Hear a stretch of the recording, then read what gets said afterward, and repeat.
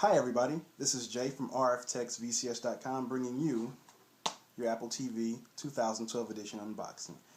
Alright, so what do we have here? We have the Apple TV, again as I said, the 2012 edition. Okay, this is a streaming media device, and for those of you who aren't very aware of what streaming media really is, I'm just going to turn this around here for you.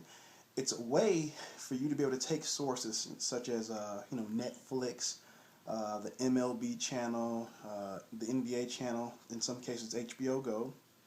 It's a way for you to be able to take sources such as that and to stream them using this device from this device to your high definition TV. Alright? What's pretty cool about that is that, like I said, you can take these kinds of sources, or, a good one that a lot of people use is YouTube, for example. You can take video and stream them to your TV in high definition. So it's really, really cool. It's a great way for the cord cutters to save money, and not just cord cutters, but anybody. It's a great way to save money. A lot of people I know that actually use these devices, they cut back and they save a lot of money on their cable bills, and most of them just straight out cancel their cable. All right.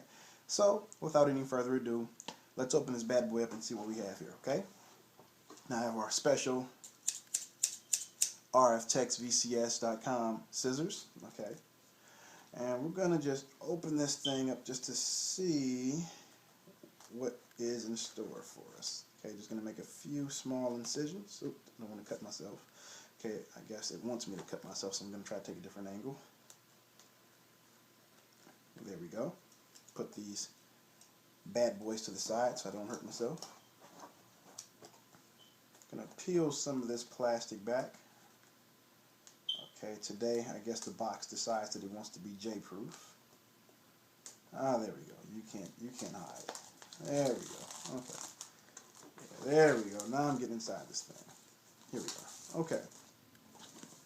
So, very similar to an iPhone and an iPad, the box slides. Okay. If you ever, if you're an iPhone user, you know that the box opens from the top. So this is very reminiscent of the way Apple boxes their items. All right, if you're a fan of of Apple like I am, you can appreciate the way that they box their items. Okay, so I'm going to just open this up. There we go. So here we go. Just going to pull this one out. Ah, yes, there we go. Now this is the actual unit that streams the media. We're going to take this plastic casing off. It's going to just slide out right there. And as you can see, it has a very, very, very nice, sleek, like kind of black lacquerish effect. Very sleek design. There's the Apple insignia with the TV. Now, as you can see here, they use a special kind of tape. And what you're supposed to do is just grab it and you pull. And as you pull the tape, it reveals the device. Okay, so I'm going to pull some more.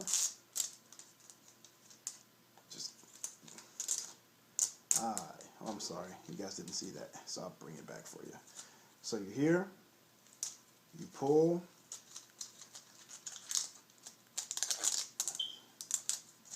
and as you can see, it reveals the device. Put that to the side. Okay. So at first glance, what do we see? Again, there's the Apple insignia with the TV. And as we go to the side, we see the outputs. Okay. Here we have where the power cable goes. It's just a very, very simple cable in. We have an HDMI port. And right here is a micro USB port. I'm not sure if you can see that very well on video, but the Roku 2XS uses an actual USB port, and this one's micro USB.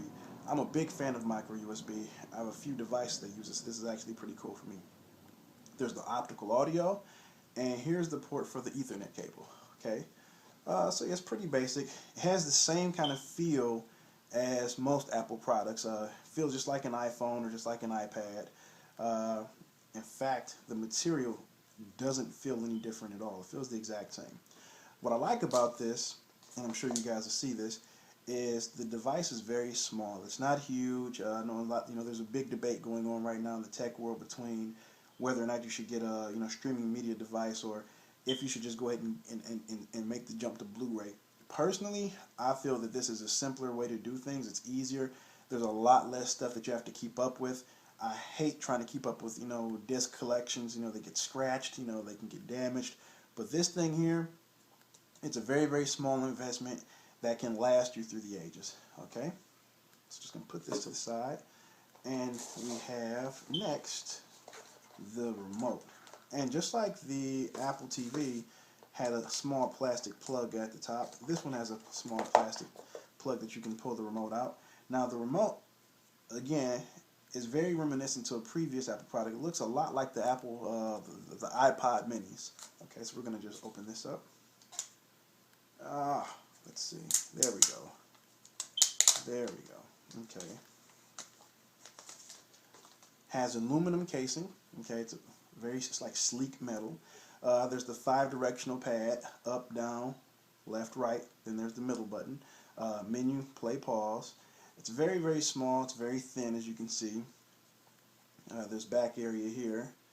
Is where the batteries go. There's the top part for the laser. Let's see. So yeah, very sleek. It's just like an Apple iPod mini. What's really nice about this versus some of the other players that I've seen, they have a lot, bigger, bulkier remotes. This is small. It's very easy. It's very compact. You can store it anywhere you want to store it, and it's not easy to break. It doesn't, as you can see, it doesn't bend very easy. It's made of metal. It's a cool device, and it's also, just like the previous Apple products, it's touch based. So that's something that we like about it. Just gonna put this to the side. Gonna dig in here, see what we have. Yes, the power cable. Now this is pretty much very self-explanatory. This goes into the power outlet, into the wall. This part goes into the back of the Apple device.